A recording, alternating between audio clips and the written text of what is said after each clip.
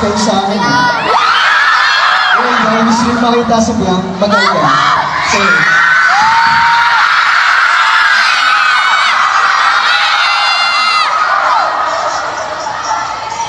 narinig ba, rinig?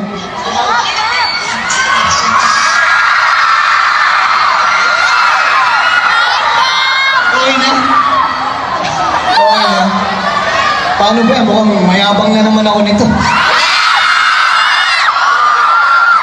Tama niya si Marcus, oh. Mahihina yung signal. Bye-bye.